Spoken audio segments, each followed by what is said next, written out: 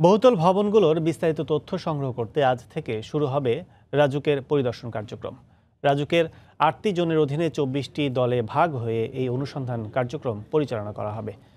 ভবনগুলো রাজুকের নকশা মেনে নির্মাণ করা হয়েছে কিনা, অগ্নি নির্বাপক ব্যবস্থা রয়েছে কিনা, এমন বিভিন্ন বিষয়ে কাগজপত্র পরীক্ষা করে দেখবেন রাজুকের কর্মকর্তারা।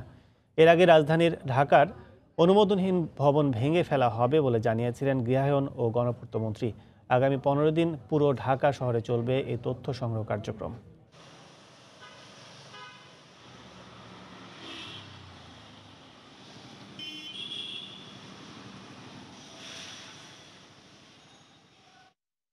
এই মুহূর্তে রাজধানীর ধানমন্ডি এলাকায় আছেন রিপোর্টার শাহরিয়ার জামান দীপ। সরাসরি চলে যাচ্ছি তার কাছে।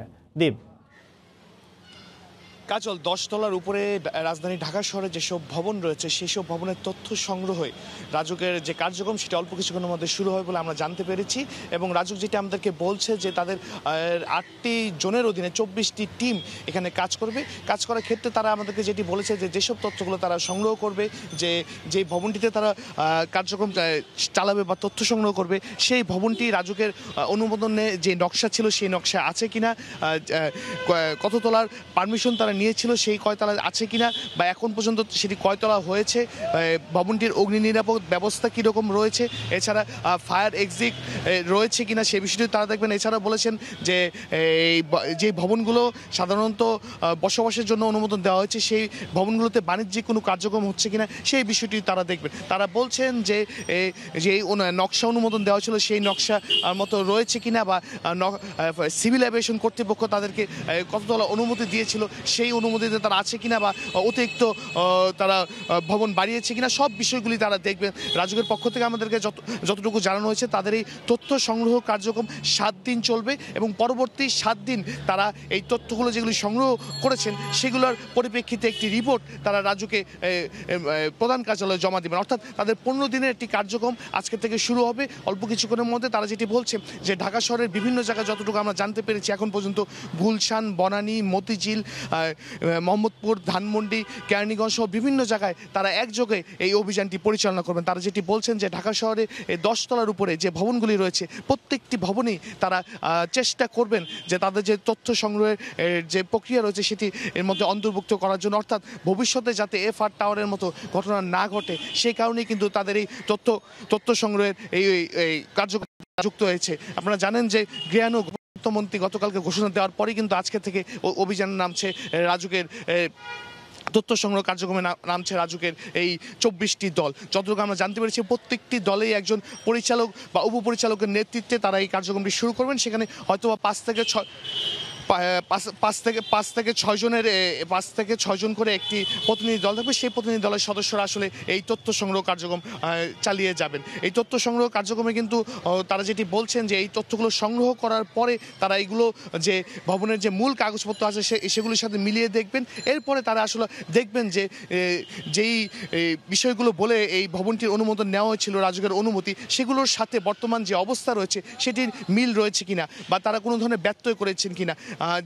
এখানকার রাজুকের যারা কর্মকর্তা রয়েছেন বা আমরা যোগাযোগ করার চেষ্টা করেছিলাম, আমাদের তারা যেটি বলছেন যে তারা যদি কোনো ধরনের ব্যত্যয় পায় সেই ক্ষেত্রে তারা যে ভবনগুলোর বিষয়ে ব্যত্যয় পাবেন সেই ভবনগুলির বিষয়ে ব্যবস্থা নেবেন। হয়তো তারা এই ভবন কর্তৃপক্ষকে প্রথমে কিছুদিনের সময় দিবেন সেই ব্যত্যয়গুলো সংশোধন করার জন্য। পরবর্তীতে তারা আবার হয়তো বা তথ্য সংগ্রহে আসবেন বা পরিস্থিতি দেখতে আসবেন। সেই ক্ষেত্রে যদি তারা ঠিকভাবে এই কার্যক্রম না করে সেক্ষেত্রে তারা বলছেন যে ভবন ভেঙে ফেলার মতো পরিস্থিতি উদ্বুদ্ধ হলে তারা সেটি করতেও থাকবেন। এখানে রাজুকের ঊর্ধ্বতন কর্মকর্তারা যে এই তথ্য সংগ্রহ কার্যক্রম চলবে সেখানে রাজুকের ঊর্ধ্বতন কর্মকর্তারা থাকবেন। তারা বলছেন যে রাজুকের নকশা বিভাগ যেটি রয়েছে সেই নকশা বিভাগ কর্মকর্তা থাকবেন। তারা দেখবেন যে আসলে যেই নকশাটিতে অনুমোদন নেওয়া হয়েছিল সেই নকশাটি আছে কিনা, বা এখানে আমাদেরকে বলা হয়েছে যে তারা ইতিমধ্যে খবর পেয়েছেন যে বেশ কয়েকটি এই ভবন রয়েছে যেগুলো আসলে বসবাসের কথা বলে এখন বাণিজ্যিক কার্যক্রম করা হচ্ছে। তারা সেই বিষয়টি দেখবেন। তারা বলছেন তারা দেখবেন যে যেই বহুতল ভবনগুলি রয়েছে তারা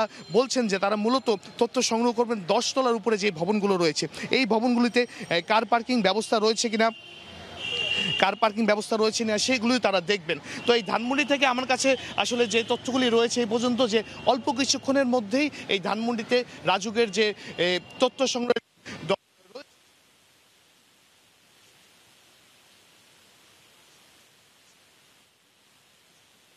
রয়েছে সেই ভবনের তথ্য তারা সংগ্রহ করবেন। তো এই মুহূর্তে বনানীতে রয়েছেন আমাদের সহকর্মী রাশেদ বাপ্পি, আমরা এখন সরাসরি চলে যাচ্ছি তার কাছে। আমরা জানি যে গত কয়েকদিনে যে অগ্নিকাণ্ডের যে ঘটনা, এই ঘটনার পরে কিন্তু নড়ে চড়ে বসেছে রাজধানী উন্নয়ন কর্তৃপক্ষ রাজু।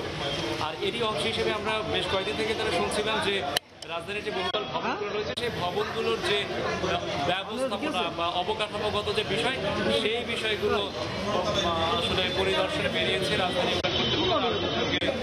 মোট 24টি এই মুহূর্তে আমি যে টিমের সঙ্গে রয়েছি জোন 4-এর, তারা কিছুক্ষণ আগেই রাজধানীর যে এফআর টাওয়ারের যে ঘটনা, যে কামাল আতাতুর্ক এভিনিউ, সেই এভিনিউর যে সড়কে তারা এসেছেন এবং আমি একটু দেখাতে চাই আমার পেছনের অংশ। এখানে নিহারিকা কনকর্ড টাওয়ার নামে একটি টাওয়ারের এটা অবশ্য নির্মাণাধীন একটি ভবন আমার দেখে যেমনটা মনে হচ্ছে। এই ভবনের যে নকশা, সেই নকশা খতিয়ে দেখা হচ্ছে। আর এই আজকের যে আমি যে টিমের সঙ্গে টিমের নেতৃত্ব দিচ্ছেন জোন 4-এর পরিচালক মামুন মিয়া, তিনি অভিযানের নেতৃত্ব দিচ্ছেন। আর এখানে যে বিষয়গুলো মূলত তদারকি করা হচ্ছে, এর মধ্যে নকশা অনুমোদনের তারিখ এবং স্মারক নং, ইমারতের নির্মাণের সময়কাল, একই সঙ্গে কার পার্কিং, সেটব্যাক, গাড়ির সংখ্যা, সিঁড়ির সংখ্যা, এছাড়া অগ্নি নির্বাপক সিঁড়ির সংখ্যা কতটি, এছাড়া অগ্নি নির্বাপক যন্ত্র ঠিকমতো আছে কিনা, এই বিষয়গুলোই তারা দেখভাল করছেন। আমরা একটু কথা বলার চেষ্টা করব এইখানকে যে অভিযানে নেতৃত্ব দিচ্ছেন তার সঙ্গে।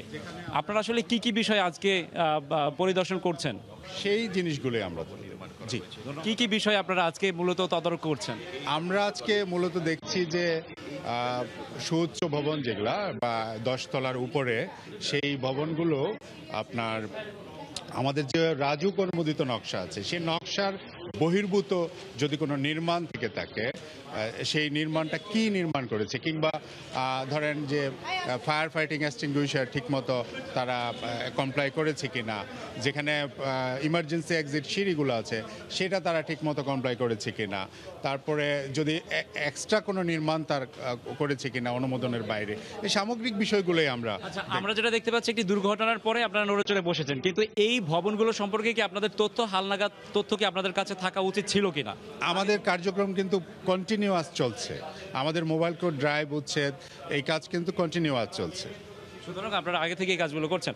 আচ্ছা দর্শক, যেমনটা শুনলেন, আজকে মূলত যে অভিযান, সেই অভিযানে 10 তলার উপরে যে ভবনগুলো রয়েছে, সেই ভবনগুলোর নির্মাণের সময় যে নকশা বা অনুমোদন যে নকশা, সেই নকশার সঙ্গে বর্তমান অবস্থার কোনো ব্যত্যয় আছে কিনা, একই রকম আছে কিনা, নাকি বাড়তি কোনো সংযোজন বিয়োজন করা হয়েছে, এই বিষয়গুলি তারা তদারক করছেন। এবং বলা হয়েছে যে আগামী 15 দিনের মধ্যে রাজধানীর সমস্ত ভবন যেগুলো 10 তলার উপরে, সেই ভবনগুলোর তথ্য তারা যাচাই বাছাই করবেন এবং 15 দিন পরেই এই তথ্য জনসম্মুখে প্রকাশ করা হবে। আমার কাছে এই ছিল বনানী থেকে সবশেষ খবর। রাজু কর্তৃক বহুতল ভবন পরিদর্শনের খবর জানাতে আমাদের সাথে যোগ দিয়েছিলেন ধানমন্ডি থেকে শাহরিয়ারজামান দ্বীপ এবং বনানী থেকে রাশেদ বাপ্পি। অনিরাপদ